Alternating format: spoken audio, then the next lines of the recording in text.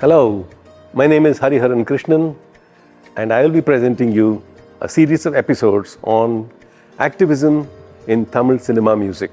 This topic of activism and Tamil cinema music needs to be studied at multiple intersections and it needs a layered approach to comprehend.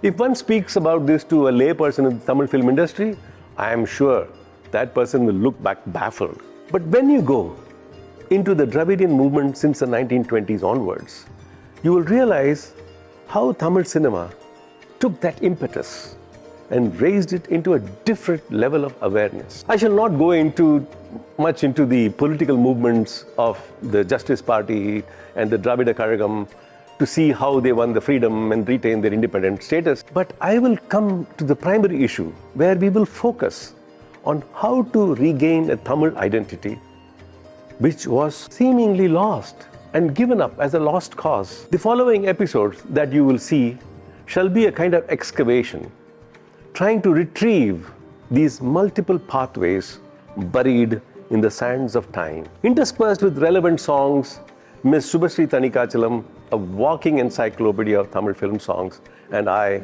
shall analyze the layers of activism and the undercurrent messages that guided a very popular cinema movement, thanks to, of course, fantastic film songs, they are great writers, very innovative music composers, and of course, they are iconic actors. Let's look at them.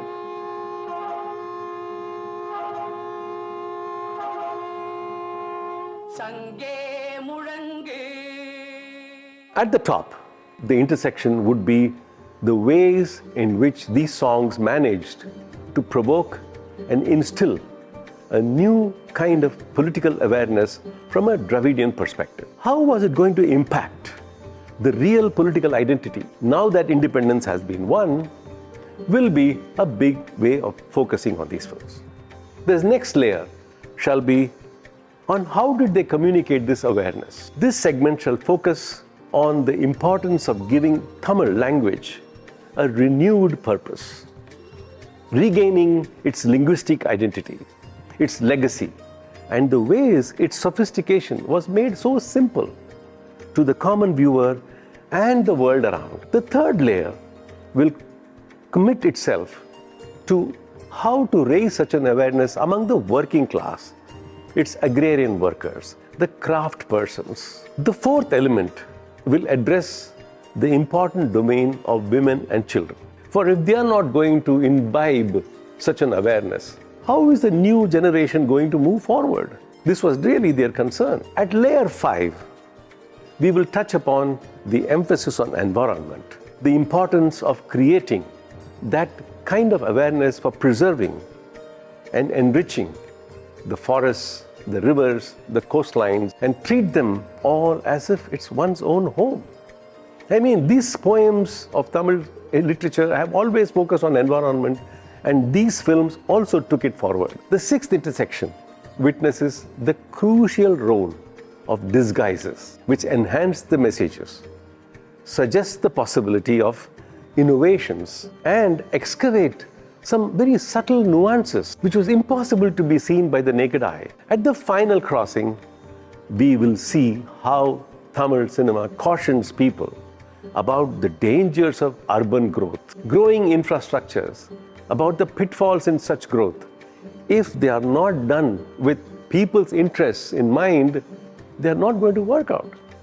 Interestingly, Tamil Nadu today sustains itself as the most urbanized state in India, with 48% of its population living in urban zones. These 7 episodes cannot obviously be very exhaustive.